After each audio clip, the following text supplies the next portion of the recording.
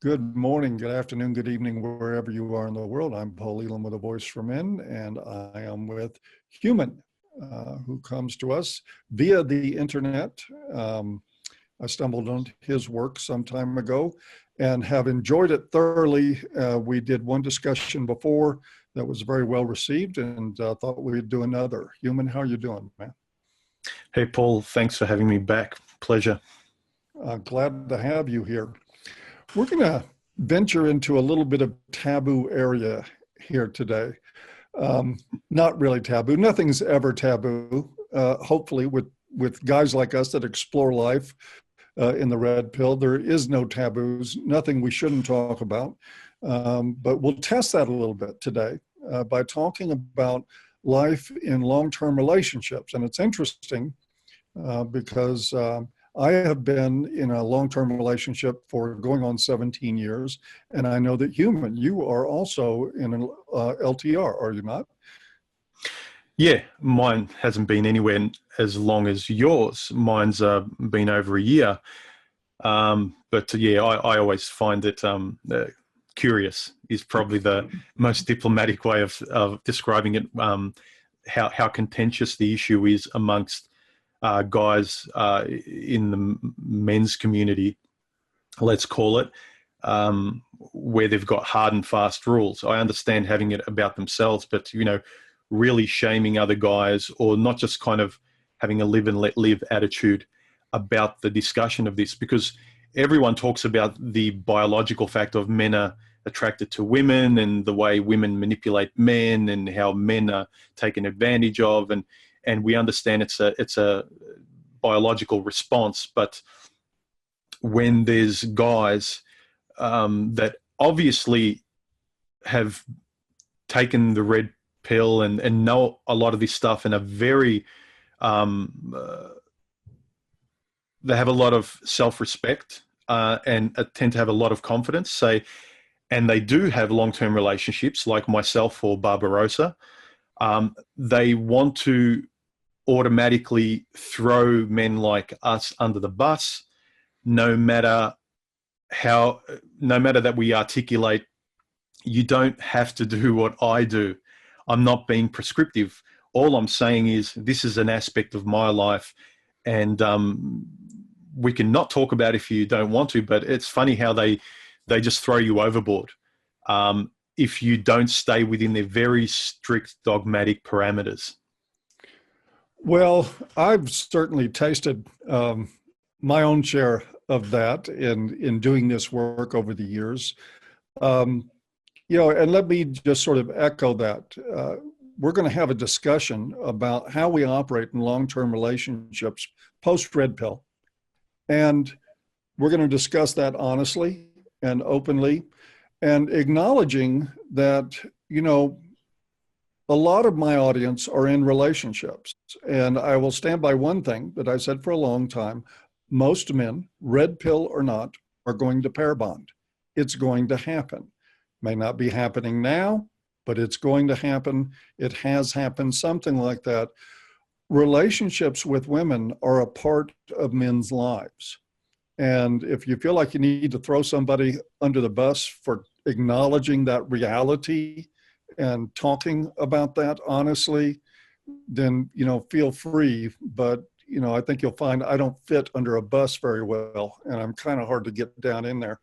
But see, when guys, I can just imagine a lot of guys, as soon as you said pair bonding is a natural reality, I can just imagine a lot of those guys saying, that's not true. I'm not going to do it. Don't tell me I should pair bond.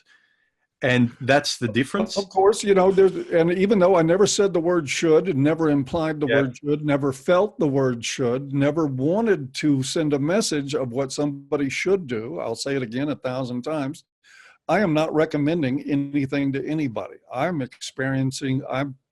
just talking about my experience and what I think is relevant to a lot of men.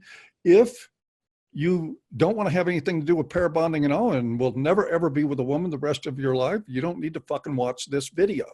It should not have any applicability to your life. But that's all the time I'm going to give that segment because they're squeaky wheels. I let them squeak a little bit, but I'm not going to dwell on them because it's quite frankly not worth it to get pulled in by people that are just totally enmeshed in groupthink and group identity.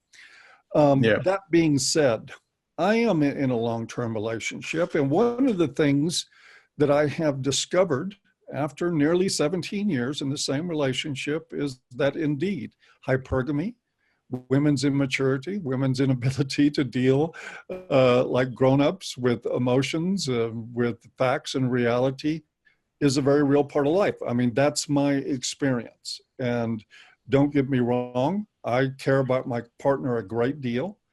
I think she's a very good human being. I know she's a very good human being. She's also a woman. And consequently, being a woman, I get to deal with things that I'd rather not deal with sometimes.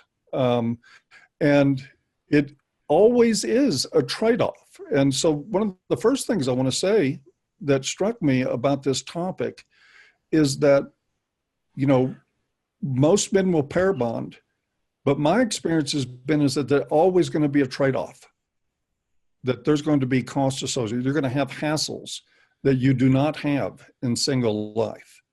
Now, your experience, human, may be different. You may have a woman who is ever mature, never selfish, never childish, never anything but adult and warm and compassionate and thoughtful and cheerful, thrifty, brave, clean, and reverent, just like the Boy Scouts. But that is not my experience. People are human beings, and we have to deal with human beings in relationships with all their shortcomings. And let's not forget, each person who is an individual is made up differently. So yourself and myself, we're this combination of different limits, how much we tolerate within those limits, combined with our interests, how much time we need on our own compared to how much time we need, whether it's in a relationship with friends, in isolation to do our creative pursuits and write and whatever. So everyone's got, the more you know yourself, the more you tend to kind of not apologize for that and give yourself that space. The less you know yourself, you'll tend to be led along, not just by women, but by jobs, get frustrated at the system, at politics, at just this whole lack of self-control and not really having any values to stand by. So look, with me as well, my life's been a little different. This is my probably 5th long-term relationship. And by long-term, it's been more than, each one's been more than 2 years and no more than, say, 3.5 to 4. So I've had a lot of experience in long-term relationships, but unlike yours, again, why I wanted to qualify it by we're all different is I protect my autonomy and my space. It's just been a natural thing in me. It may not be healthy. I'm you know, but what is healthy and normal? But all I know is I've never wanted to be married, have children. Like, that has been another person's life that does not fit with me. So given that, my relationships with the women that were long-term, I've always just, it's always ended when it's gotten to the point where it's intolerable and they refuse, unless I take a step beyond my values and principles, they're holding their breath and they're going to make the relationship difficult and there's no way forward. And so it ends for me. I don't tolerate relationships just because I've had an investment over a year or 2 years. For me, my autonomy is like, you can't encroach on my individual space. Like I say to girls as a joke, the most you'll ever get from me, you only ever get half of me. And women's romanticism is like, well, I want all of you. You can have all of me. Okay, you're not getting an empty shell, and I don't want an empty shell. What does that say about me? Like, you, at the best of times, when things are the absolute best and we're floating above air and we're having a great time, you only ever get 50% of me. And they'll say, why? It's because I need the rest for myself. And they can't understand that. And again, it might not be normal, but I really can't be anyone else. I've never understood the guys that growing up, they were individuals, and then all of a sudden they go, well, time to get married, time to be somebody else. And I always thought, I don't know how to be anyone else other than who I am. I don't know how to do that job. And I can actually see having a child or being married, what I would actually give up, and the freedom and autonomy that I would give up. And it's not that I have any world-changing projects that it's going to stop me doing, but why should I give up 50% of myself? And for what? Because I'm obligated to? And so that's the difference, I'd say, with how I see myself compared to when I see other guys, is they don't cut their losses. They fall into the sunk cost fallacy, where they will keep tolerating and investing in a bad deal as the stocks go down, because they've invested so much time and effort and money thus far, and they refuse to leave the table. And a lot of the guys I've noticed in the circles I deal with, in the conversations I have in my videos and stuff, is I think it comes down to guys who actually can't stand by their principles, and they avoid relationships where they actually feel anything, because then they won't be able to stand up to their principles. Whereas with me, I always come first. And, women and gynocentrics will think, oh, that's selfish, you're cold. It's like, well, how cold are you where you think you're entitled to come before me? Either it's symbiotic and there's a balance, there's a give and take, and you never get 50% more from me. You never get more than 50%. And I never expect more than, I literally don't expect much from the other person other than what they freely want to give. And I want to be treated the same. Give me my freedom. And so whatever I want to give to you will be honest, not, sitting there with your arms crossed and going, why don't you take me out? We haven't gone on a trip in the last couple of years. You don't bring me flowers. It's like, I've never understood I'm unhappy in a relationship because of what's missing. I don't know. I'm veering off because what you're not doing. Or at least complaining about negative space has always just seemed retarded to me. Like, I'm not happy because there's not something here. It's empty. It's like, well, fucking fill it then. Like, what do you want from me? I relate a lot to what you said, because what I can say is, having a big portion of my adult life lived as a blue pill man who sacrificed boundaries, sacrificed values, invested in things that should not have been invested in, did everything that list you just created for us about what not to do in relationships. I did them all. I did all of them. And since Red Pill Life, I won't get, which has been 25 years now, I won't get married. I won't share finances. I won't have my name on the same bank account as somebody. I won't have any financial vulnerability in a legal sense in my life in any way. Nothing, not even something as ridiculous as, it's some cheapo item from a store. I won't have any of that at risk. I won't sacrifice my values. I won't go do things that I don't want to do, ever.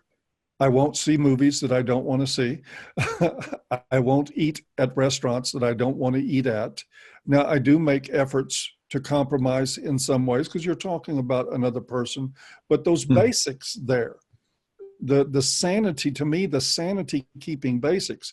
And when I do encounter what I interpret to be childishness or selfishness, my response is, fuck that. Yeah. That's not my problem. That's your problem. If you can't grow up, you need to go off somewhere and do that and quit bothering me with it. And that, I think, is the sanity keeping portion of it. I know very well what blue pill stupidity is like.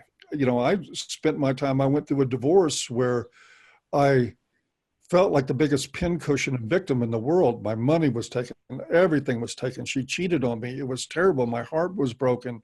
And everything that happened was stuff that I had red flags and warning signs out the wazoo. And I totally chose to ignore and look the other way. I should have had my bags packed in that relationship years and years before any of that crap happened. Yeah. And that to me is like the greatest gift from red pill living, is that I do recognize that this stuff is on me. It's nobody else's job to protect me from hypergamy. Yeah. Yeah. And that's one of the liberating things, I suppose, with a lot of the older guys like us that produce content, is that they'll probably say, oh, easy for you. Your testosterone's going down. You're not as narcotically addicted to sex and women. That's true. But there's something to be learnt from people who have been through it, and that can give you the clarity of what you kind of know is right. Because a lot of the guys who are fighting their biology know a lot of what we're talking about is true, but we're playing with fire, and they can kind of, they can see it themselves in our position, and it's like, whoa, no, it's too dangerous. And I would agree with them. Well, here's the thing, though, about that is that, I think that's a valid point. You want to say, I'm 61 years old. My testosterone level is not what it once was. I am not as pushed around by sexual urges as I used to be. But the fact of the matter is, when I went red pill, I didn't have a sudden drop in testosterone. I still had to fight against my biological urges. I had to go against what my body had always told me to do, which was just manipulate things for approval and get that bitch into bed. That was, certainly my mandate in my head, please her at any cost.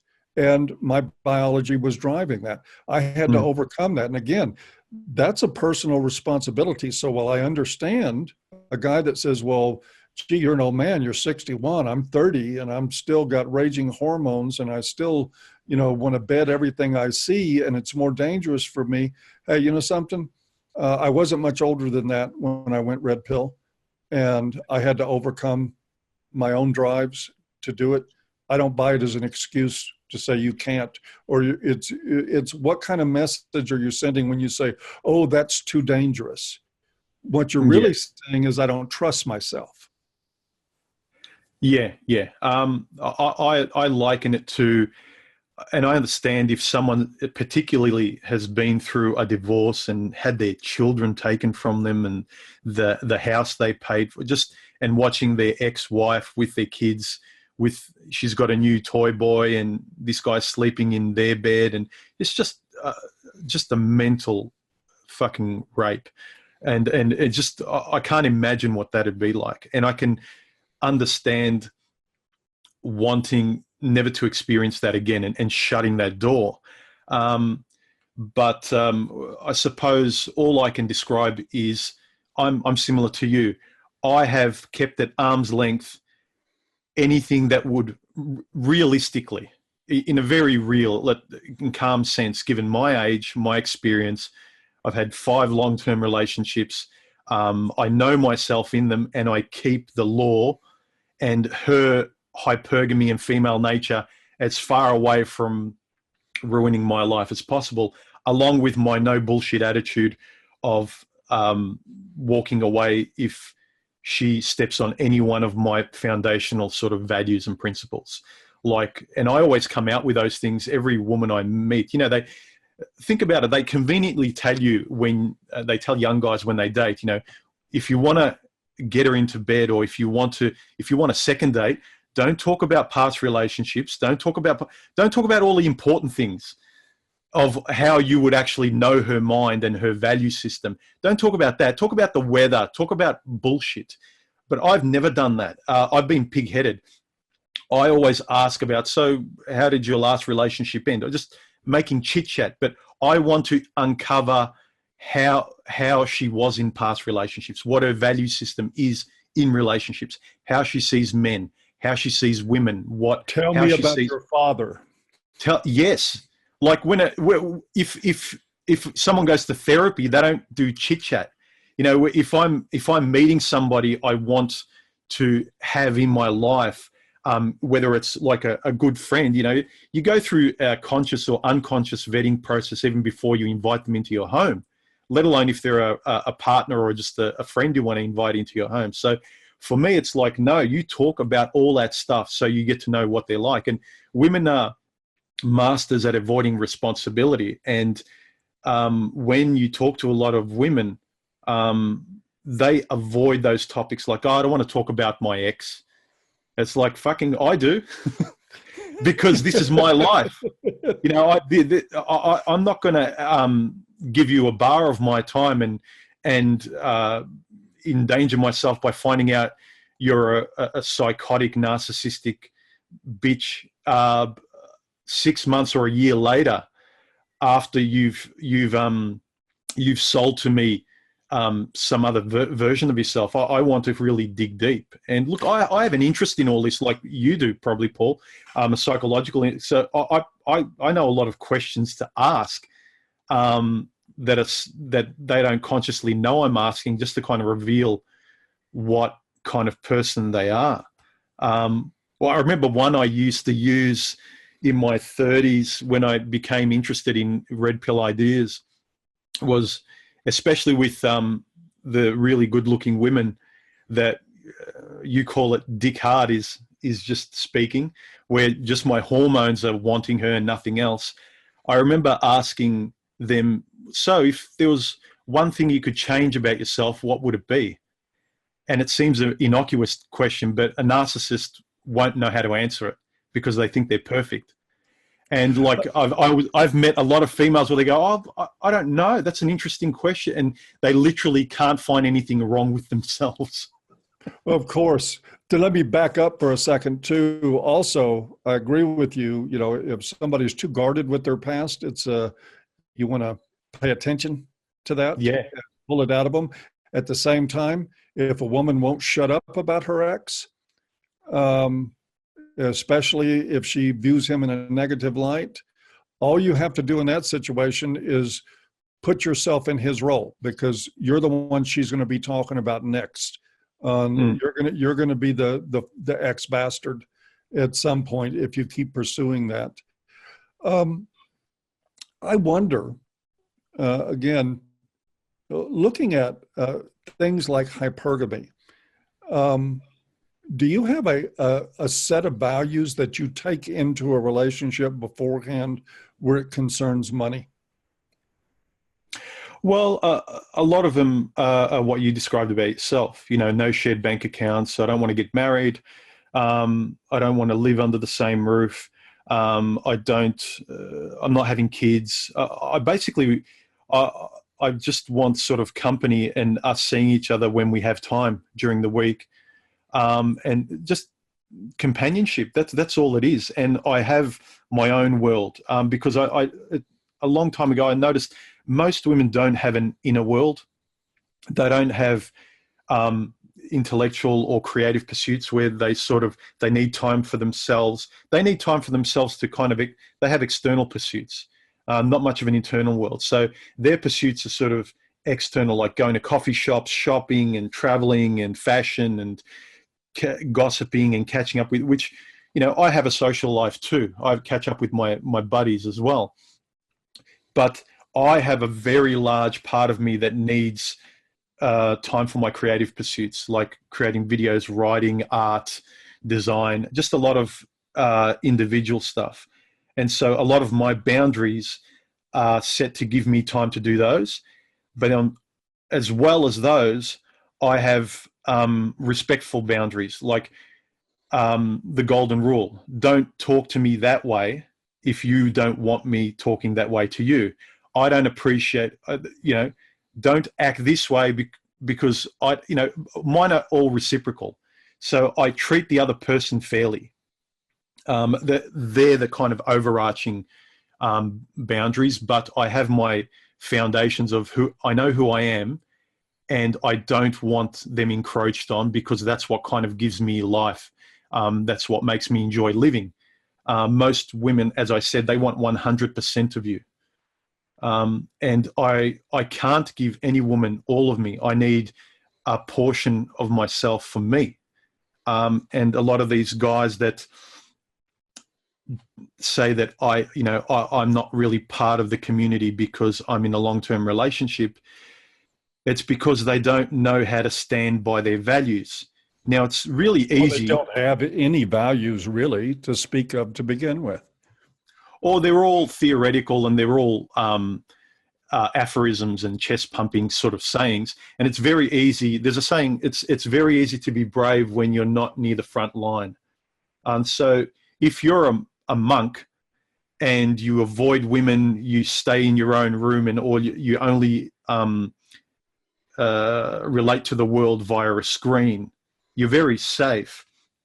But when you espouse these things, I don't know to what degree you're actually internalizing them, because you can't actually practice them with others. You can't actually say, fuck women, this is the way I'm going to treat women and I'm confident in this. But you actually never put into practice. It's like you've got people, I use the example of people who are forever on diets. They love to think that they're going to get on a diet tomorrow and they truly believe it. But unless you actually make the rubber hit the road and put into practice, then you know what you're made of. Now, I'm not saying you need to be in relationships. If you know your own limits, and this is what we're talking about, know your limits. If you know you fold like a deck of cards, the moment you start enjoying yourself with a woman intimately, then don't be with a woman if you know yourself. But if you know no one's transgressing my values, you can fuck off. You know, it's actually rude. Like, I wouldn't think about it. Guys have to wait for a woman to say yes to everything. You know, a guy doesn't go up to a woman and it's like, oh, I want to fuck you. And it's like, yeah, guys are very respectful. We keep waiting until she says yes, and we go on tippy toes not to make her frown and let her give her own yeses. And we're respectful of her boundaries at every fucking step. But guys, it's like, we don't have any boundaries and we don't have any values. Our only value is say yes to her, to make her smile, and she'll give us sex. That's the only kind of rule that guys give. And to me, it's like, no, have your own values too. They're not inconsequential. That's one of the most frustrating things, honestly. And I'm not pointing at any group of men. Except I am pointing to men as a group, and I mean almost all men don't have values where it concerns women. It's like, you know, you could leave $1,000 on the coffee table and they wouldn't steal it, and they won't look you in the face and tell you a lie unless it involves a woman. Yeah. And then all bets are off. All loyalties are off. All the things that we find sacred between men, our friendships and stuff like that, the time we have together, what we invest with each other. Men throw each other in the drink routinely and forgive each other routinely if it's over pussy. Oh, we were going to go fishing. Too bad, pussy. Yeah. And this is a standard with men. And so it's no wonder to me that when you talk about men being challenged with their values, well, they've never lived in a world that demanded they had any values, where the value is the woman. It's like I remember it just struck me that probably the first time I really stood up for my values was probably when I was about 23, and I was in my first long-term relationship in my early 20s, and one of my best friends from school, I've known him all my life. He was getting married, and they were having the Bucks party at a strip club, and she really didn't like it, and I was kind of feeling the instinct to cave under pressure. All my friends were going. My best buddy's getting married, and I was going to be the only one not going because Pumpkin felt like it was offensive and using all shaming language. I never knew this is the kind of person you were. If I just basically don't go, a real shit test. And what struck me was you step outside yourself and you go, this isn't fucking fair. Like, I'm going to miss out on once in a lifetime with a buddy of mine of something that is meaningful. Everyone's going to be there, but because of pussy and this fucking princess, and then it kind of struck me, I go, fuck you, this is really unfair. The ability to stand outside yourself, look at the conversation and go, be objective and go, okay, am I being an arsehole or is she being an arsehole?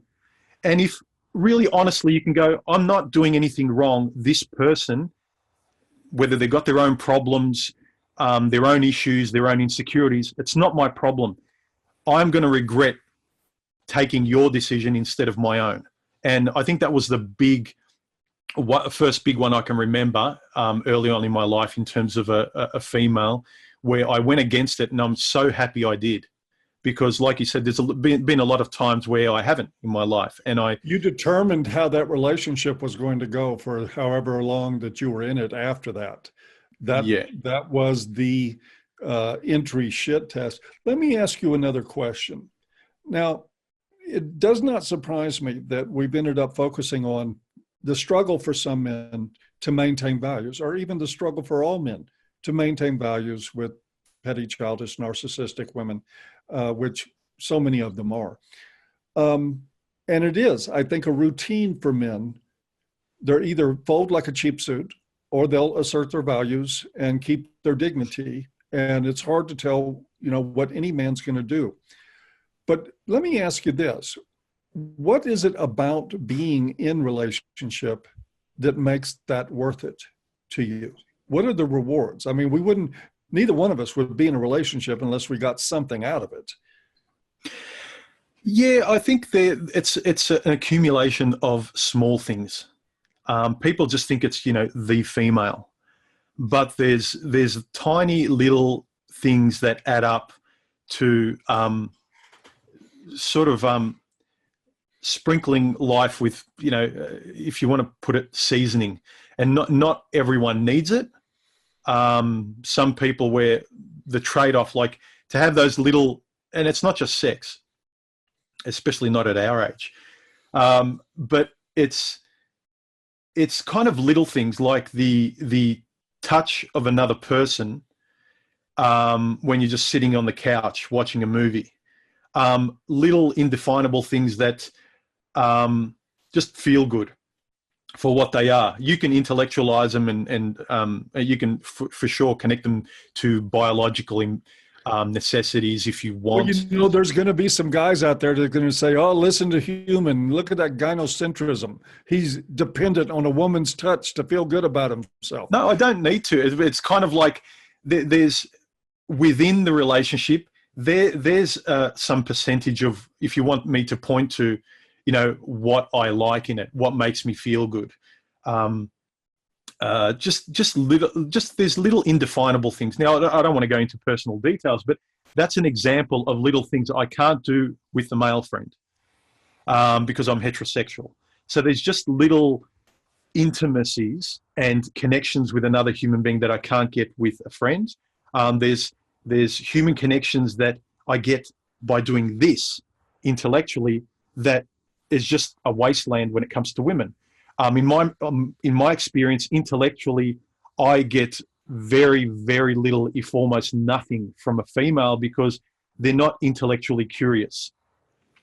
Most women, even the intelligent ones, they're academically intelligent, but they're not conceptually intelligent. So the difference would be a lot of people who are academically or surface intelligent can memorize a lot, they can perceive a lot, but people like, say, you or I and a lot of content creators, that's a difference between us where, and I'm not saying we're better, but we've got an intellectual and creative interest where you can perceive the world and learn a lot of information like red pill knowledge. But if you've got an internal validating system that conceptualizes everything you perceive in the world and conceptualizes the red pill information you perceive and know, when you integrate it by conceptualizing, that's when a whole other internal mental world opens up and you get to know yourself. Now, in terms of that intellectual side, there's very few women I know, and my current girlfriend included. There's not very much of that. She's academically very intelligent, and she's got a good head on her shoulders.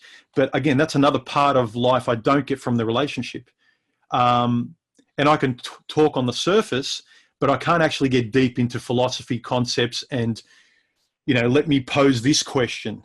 What do you think of this? And the person sort of puts it in their mental tumblers and comes up with their own concept, and you broaden thinking. You don't really get that with most females. So there's that I don't get from any women, really. And then there's stuff that you do get from women. So it's about knowing yourself and being broad in life. And I have a physical side, like my fitness side. I have my creative side. I have a nice balance of knowing myself and what I need in physical, mental, and social aspects. So all I can say is that with women, there's little things you get that add a lot to, if you feel like you enjoy it and need it. I enjoy in the totality of my life. And again, I keep the risks at arm's length. And I think this is what we're talking about, is when you understand yourself and stand up for yourself, absolutely. You're not crossing this line. I don't care how much I care for you. Once you cross this line, I don't care for you anymore. That's literally my resolve. And it's not cold and unfeeling, because someone who actually cares for me, and I let them know this is the line, you're showing me that you don't care about me at all. If you cross it and you keep pushing, then fine, you're showing me you don't care. Then fuck off. Because really, what does it say about me? What am I actually affectionate towards? I want to add something to that too that was very important for me. One, I agree with so much of what you're saying, that in terms of what I get out of a physical connection to a female, it's those small intimacies that really do make the difference and that distinguish between my relationships with men. That's one of the distinguishing lines. But it was also real important for me too to understand, it was probably my hardest red pill lesson, was to totally eviscerate the notion of romance out of that those small intimacies aren't romantic. No. They do not fit a romantic mold. It's about the physical interplay between a man and a woman, but it's not about romance. And I think that's where a lot of guys get their heads screwed on wrong. What we got? 1 second.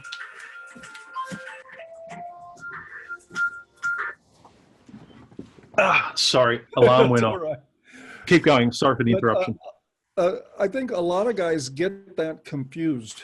And the romantic model has been the downfall of so many men. This whole idealized, pedestalized view of women, the gynocentrism of romanticism, of the whole romantic movement, which is, people were getting married and having successful marriages for generation after generation after generation until they started marrying for love. Yeah. And eventually that turned to shit. Because when they had interests that kept them together, family interests, business interests that kept them together, they ended up being pretty damn good friends and often learned to love each other.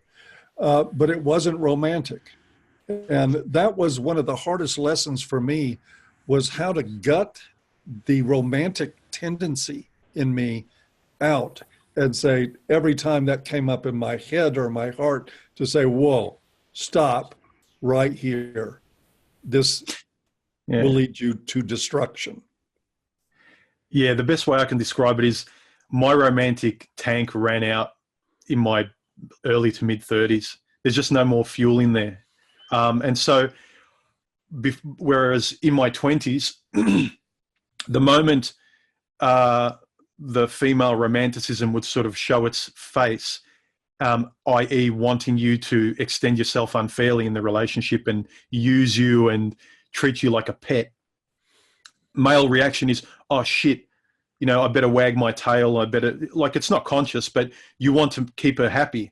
Whereas as you get older, and when you really internalize, as I said, not just perceive the red pill stuff, but conceive it, become a conceptual being, not just a perceptual being, and internalize this stuff and really know it to be true. So when it rears its head again, because women are women, regardless, there's no nuance.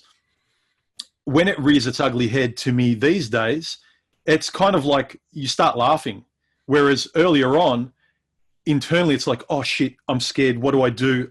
Anything to make her say yes. I'll say yes to anything. Just keep that smile on her face. Whereas when that romanticism rears its head these days, my first reaction is a defensive and almost laughable. Well, fuck off. Like it's not pleasing. It's like, fuck off, child. I'm an adult, and you should be too. So it's not actually. I really cringe, and it's really unattractive to me. I find it unattractive, and I tell my partner in no uncertain terms that it's unattractive. They don't like it, but to me, it's like nails on a chalkboard. It's the hair standing up on the back of my neck. It's making me look like a clown, and I really, really resent it. So it's a very different reaction to post-red pill, because post-red pill, it's like heroin that you just want to do everything it says. Sorry, pre-red pill. Post-red pill now, it's such an insult that your back gets up and you go, fuck off, get the child out of the room and figuratively come back when we're being sensible. Like I don't have any offering a cigarette. Yeah, it's just, and look, the guys that kind of say, like, and I'm sure you've experienced this too, and I think you've espoused it in a couple of your videos, where the guys that say, well, if you're in a long-term relationship, and I've gotten this in a couple of my recent comments to videos, when they found out I have been seeing someone for a while now, is that their value system is like, yeah, you can have quick affairs, you can go to prostitutes, you can pump and dump, you can have short casual flings, but having long-term relationships, that's out. You're not a man doing his own thing. You've crossed the line. You no longer have the power to go your own way. And all it says to me is like, so you can assert your values up until the point where you actually start liking the company of another person. And the more you talk to these guys... What does that say? You want to spend some time analyzing what that really says? Yeah. And I've actually talked to some of these guys, and they slowly admit, they go, I say, well, what's the problem? I only see it as a variation of degrees. Whether, unless you say you cannot have any contact with a woman whatsoever, that's your definition, fine, you can do that. But if you're saying you can have contact with women up until this point, but you're saying I can't after that, we're only talking about variations of degree. And I can actually... absolute proof of my point that I've been making for years, that the red pill, what it touches is much more about emotional vulnerabilities than it is financial or physical. Much more. And with romanticism, female romanticism, as you've mentioned, and feelings, like, guys don't have feelings, they're not entitled to them, and a relationship only operates under female romantic ideals, i.e., you can only feel anything for a woman in a relationship or feel good in it if you play dollhouse the way she wants. And to me, it's like horseshit. That's all being co-opted, saying the only way you're actually ever going to sort of enjoy aspects of life is to submit to a total version of it that is female, not your own. You can't stand up to your own version. That's not allowed. And I say, why not? And the more you talk to people that they don't have an answer for that, you start to go, okay, I get it now. I'm not allowed to stand up for myself. I don't have a voice. I can only pantomime the voice of the approved narrative. And that's the thing. I've mitigated all the very real dangers, like the legal ones that we were talking about, like, sharing financial assets, living under the same roof, all that stuff. So I've kept all that at arm's length. And so I don't care about safety. I'm fine with recoverable risks.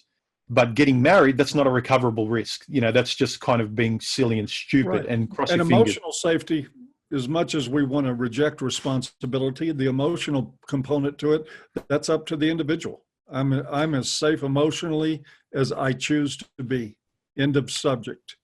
I liken it to people who want to smoke.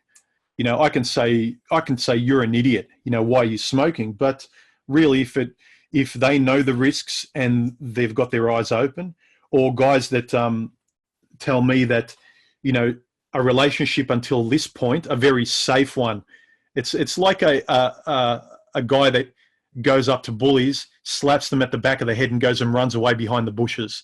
You know, that's as far as I can have a relationship with women, really quick, in and out kind of things. Whereas if I don't have as much fear of going up to your perceived figurative bully and having a conversation face to face, whereas for you that's a little too much. There are degrees to which you know yourself, the degrees to which you're confident, the degrees to which you're a bit braver than the last person. And it's not condescending. I'm not saying I'm braver than the last person, but it's as much courage or risk as you're prepared to take. So it's a difference between someone who says, oh, well, the only way you can have any kind of relationship with a woman, they liken it to riding a motorcycle really fast without any helmet or protective gear. And I'm saying, no, my transportation with a woman is I'm driving a semi-truck really slowly on the road. That's my degree of safety. Your degree of safety with a woman is riding really fast on a super bike with no helmet or protective gear. Of course, your risk is really great. My version of transport. Well, for guys like that, every time they're in a woman's company, that's what it feels like to them. Like they're on a bike with no helmet doing 90 and a 20. That's what the emotional experience is like for them. And if you can't enjoy or perceive being with a woman in any other way, I can understand why you say, look, fuck no, you know your limits. But other people, and I'm not saying I don't have certain risk, you know, anything can happen. Okay. You know, someone can always pull out, well, you never know. There's a chance that your girlfriend might do A, B, or C. Sure. I can get injured driving a truck too, or I can get lung cancer smoking as well. But given the way you and I are, for instance, and the choice we're making and the way we're mitigating risks, I think we're doing it as safely as possible and as sensibly as we can. We're not kind of doing everything irresponsibly and getting married, having kids, and trying to game our wife and keep her, like, we're not doing any of that, then preaching the opposite. There's nothing that we speak about in our videos that goes counter to anything we're trying to practice in our personal lives and standing up for. You know, I think that's something. That's the way I operate. For whatever it's worth, if you look back at the hundreds of videos I've done over the years, you won't see a single one that conflicts with my personal life. Not one. I just don't do it. And I operate my personal life consistent with the videos. I'd be similar to, like, even we were talking before the video, this, you know, I've kept a lot of videos that I put up when I first started, because they'll help guys who are sort of cathartically getting a lot off their chest. I think it's helpful for them. But if someone points to that, I still hold the same perspective as all my videos. But there's nothing that contradicts the way I live my life now. It's not like you were a highly religious person in this video, and now you're saying you're an atheist. You were talking black, and now you're white. Well, I don't think to that. Yeah, but that's because of people's sort of objectively. I don't think I'm contradicting myself. I've actually said in my videos, I don't want anyone to mimic me. We're sharing information. I'm not perfect, and I'm evolving out loud as I make my videos and sharing information. You know, the saddest thing I think for sort of people's lives is to think that no, I'm going to hide in the shadows, isolate, become a perfect individual, and then right at the end of my life, I'll come out and be confident enough to engage with the world, have conversations with other, I'm not afraid to fall over, but I still contend I don't think I'm really contradicting myself in my stance or anything I speak about. Like, I still hold the same values. The day I start getting married and sharing finances and having the kind of relationship that I've always said is really stupid to have, and extend yourself beyond a certain point, if I start having I'll be those. happy to offer you my poison pill supply the day that happens. But I've encountered the same thing. A lot of, I think, misunderstanding. I think a problem is a lack of nuance in some people, not understanding that you actually can. And again, I'm not advocating long-term relation. I'm not advocating anything here. I'm just having a discussion. If you insist on saying that I'm advocating, all I can say is bless your pointed little head. There's nothing I can do about that.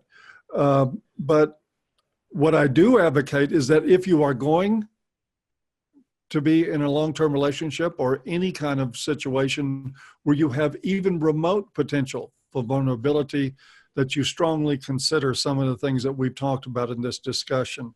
Protecting your assets, having values, having limits on how you'll be treated, nixing the romantic bullshit that tells you that, your life is supposed to be about, making sure that she feels like that she's the center of your universe at all times.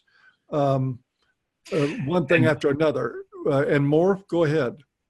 I was going to sort of just reiterate, like, a lot of the guys that they may not sort of realize this when looking at themselves, but if their fear is like, and some guys have sent it to me that, I'm glad you can do it, human, but, and they kind of say, look, I'll give you a pass because of the work you've done and the contribution you've made. But if not for that, they would have thrown me under the bus. But they're slowly saying, look, the problem is, as soon as you start to feel something for women, that's it, they've got you. They're going to walk all over you. They're going to leave you. And I say, and? Like, so what? Well, like again, it says something about them. Like, if what I would say directly to somebody that said that that's it, they've got you, I would just say, no, they've got you. Yeah. And then they say, oh, but then she'll leave you. And I say, and? Like, the worst fear I found is not that, see, guys, I think I've used this analogy. I use the Sixth Sense analogy, where waking up to the red pill is like watching that movie, The Sixth Sense, where at the end you have the aha moment where you go, oh, fuck, Bruce Willis isn't real. He's the ghost. That's what I sort of analogize in terms of the red pill.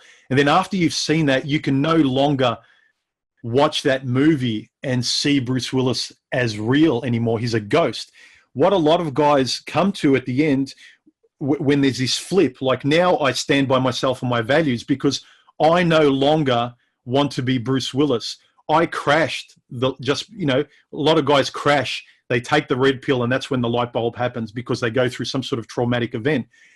They watch The Sixth Sense. They come to the aha moment at the end, and their world is turned upside down. So they can no longer see Bruce Willis the same. So the real tragedy is for these guys that isn't that the woman will leave you, it's that you're Bruce Willis. There's nothing there. That's the fear, that when she leaves you, you're fucking lost. You're dead. Yeah, the tragedy isn't that the woman will leave you. The tragedy is that you're not okay with it. That you're not there. You're empty. You don't exist. Yeah. That's the existential fear. That's what you realize. After the red pill, it's like, I'm not Bruce Willis. I'm actually real. The female is actually Bruce Willis. You flip everything on its head. And the guys that kind of, oh, she'll leave you if you don't, walk on eggshells. There's no point, the cost benefit analysis. I hear that all the time. She'll do this, she'll do that, as though their whole lives are just hinging in great anticipation of what she'll do. And almost no consciousness whatever about what I'll do. And the sleazy and unfortunate thing is, it's very easy to draw a parallel with the physical things a woman in a marriage will take from you as well. And so they equate that. So everything that she can physically take if you do marry her, have kids and that, they equate that to everything emotionally she'll excavate from you and leave you as an empty husk. Whereas if you go into it, like I said, full, and she never takes more than the 50% you allow her to have, and then when she's not in front of you, when you're off doing your own thing, when she's not in front of you, you're 90% full, even if she's on your mind, or you're almost 100% full when you even forget she's there. If you think that everything she can physically take from you and emotionally you're going to be just destroyed, you don't actually have anything in your life. Like, if everything can be taken from you the moment a woman decides to change her mind tomorrow, what does that say about you? How much do you actually really love or care for anything? I mean, I've often said, I think it was Ayn Rand that said this, to say I love anything, you have to actually first say I.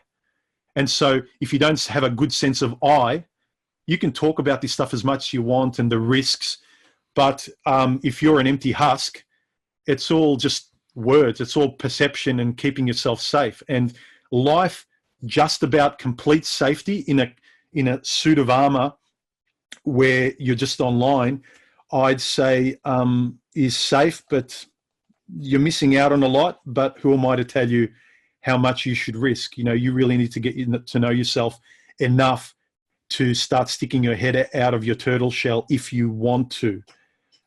Anybody who ever tells you that they lost themselves in a relationship, man or woman, is lying to you.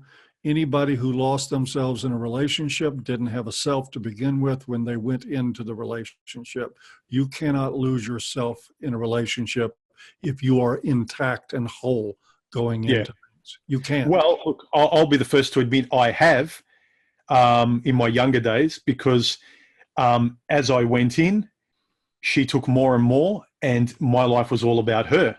And most guys, but that's like saying that you weren't whole to begin with. Yeah. So I think that's the thing. And again, with all this risk associated with women, if the laws suddenly started extending themselves, where I couldn't even have any kind of relationship with a woman, I couldn't have a physical sexual relationship with a woman, I would probably not have any relationship at all. And I've often said, like, who knows what will happen after this relationship if this ends? Because to me, I accept that all things end. Even my relationship will end. Even if it goes the distance, one person will always leave, whether it's by death, whether it's by, it's not necessarily that one person's a villain and one's a saint. Sometimes life gets in the way and things don't work out. But if you're whole, you can actually accept these things. If the worst thing that can happen to you is you're a little sad and that something is ending, that's actually not that bad. And you can learn a lot from that. But if you don't actually have a sense of self, and when something ends, if you're all about your job, your identity is your job, then when you lose your job, you're fucked. If all your identity is, I'm a father, I'm my partner's boyfriend or husband, then when that's taken from you, you're nothing. You're suicidal. The 4 times suicide rate of men compared to women, and the 18 times here in Australia compared to women when post-divorce, says a lot. It's people's identity wrapped up in this external sort of image. And that's the real thing. When you strengthen that, and that can't be taken away, I think you're a lot healthier an individual. Well, I think that pretty much covers what I wanted to talk about today. Is there anything I didn't ask you that you would like to add to this conversation? Just one thing, because I kind of put some points down. One thing I wanted to kind of reiterate to guys is part of knowing yourself, especially in relationships. Just as women tend to mimic men out in the workforce, I think men still try and mimic women in relationships. So they try and be this, what would a woman do? What does a woman want in a relationship? This is the way I need to act and be and feel in a relationship. In the same way women mimic being a male, in their careers, and they keep falling over and finding it hard. I would say stop trying to be a female in a relationship. And as you alluded to at the start, I always saw it as blatantly false that every other relationship in my life, from family to friends, any other meaningful relationship, was very rational. You treat people under the golden rule, the honor system, keeping your word, promises, and all that stuff. Varying people will lie, but the people that you bring close and you accept and trust, why should a romantic or an intimate relationship with a female all of a sudden be completely different? There should be no structural and on principle it should be no different from your close friendships, family relationships, and other ethics you abide by and you respect. Act the same with a woman. And none of this kind of, well, I need to adopt the female kind of what a female wants in a relationship. Just stand up, just calmly. No, you said it. What did you say? In one of your videos, the health of a man is directly proportional to his ability to say no to a woman. And that scares the shit out of guys, but don't think of it as no bitch. Think of it as, no. The way you say to your friend, if he says, "Oh, you coming over for a pizza and beer?" You go, "Nah, man, I can't. I'm tired. I'll catch you next time." And there's nothing to I'll it. put an addendum on that. If she tries to shame you for saying no, just like you would say to a guy, "No, I don't have time. No, I don't want to. No, it's not convenient right now." If she tries to humiliate and shame you and manipulate you for that, then no bitch is a good answer. Well, then there's a reason to kind of stand up for yourself in the same way you do in your red pill rage. Grab your suit of armor and go in for defending yourself in some sort of defensive in that sort of self-preservation mode. But just the calm, no, I'm doing this. No, I don't want to do that. And we always start out with the calm no. Yeah, always. And I'd say when you start veering into getting angry, it's kind of like, oh, fuck, now I'm being a bitch. Like, why do I need to play their game? Why do I need to get as aggressive to this a person that's actually weaker and in a lot of cases weaker and in a lot of cases, how can I be charitable here? Well, I probably should have been more clear too. When I say no bitch in those situations, I'm not saying that you say that in anger. No, you just say that walk perfectly away. calmly. Yeah, I kind of internally, I kind of walk away from someone acting like a child. I try to talk to them initially, like just no, and then when I get surprised that they're acting like a child and I get taken aback, it's like, all right, I'm walking away from this mentally, and I let them know.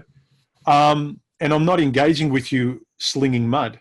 When you want to come back and talk like an adult, I'll be here, but fuck off. Like you've used the Terminator move, but I just kind of let them know that they're being childish, and I don't care. And a lot of women will try and call your bluff. I've had exes say, "Well, fucking leave then," and then I just get up, grab my keys, start going, and they'll stand in front of the door and say, "I can't believe you're about to leave."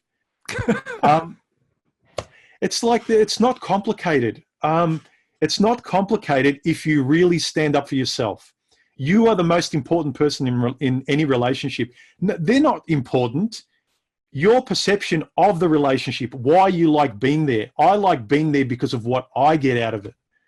And people will go, "That's a bit sort of solipsistic." It's like, that's your love of being there is the only thing that matters. So it's not about the other person. It's about your happiness in that construct. It's not about their happiness. That's their responsibility. Anybody that tells you that relationships are about altruistic motives is full of shit and not to be believed. He's absolutely right. You're there for what it does for you. And if it happens to do good for her, that's great. It's a wonderful thing.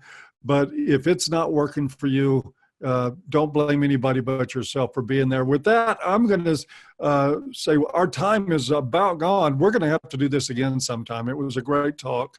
Really enjoyed it. Yeah, likewise. Visit huMAN on Patreon. Support his work, please. He's saving lives out here, people.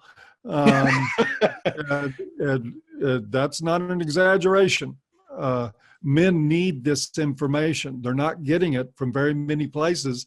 And with the antics on YouTube recently, they're trying harder to make it even less available. But we're going to keep persisting. Yeah, it's about, guys, I don't think Paul or I or any of the guys who have made substantive content on YouTube who've been around for a while and had experience, none of us are being really prescriptive. We're sort of really passionately talking about what we believe, but I don't think we ever tell you how to live your life. We might tell you what we do and what we strongly think about the concept of women or the concept of what's going on and the unfairness. But at the end of it, it's always kind of like, this is the picture out there, and here's the rational response to it. What do you think you should do? And when you start standing up for that, that's when. And I invite you, if you catch me being prescriptive, send me a note and tell me to shut the fuck up, because that's never my intent. With that, we're going to wish you guys a good evening or good morning or good afternoon, whatever time it is for you. I've really enjoyed this talk, and I would love to have you back to talk some more sometime. Yeah, sure. Been a pleasure. Bye-bye.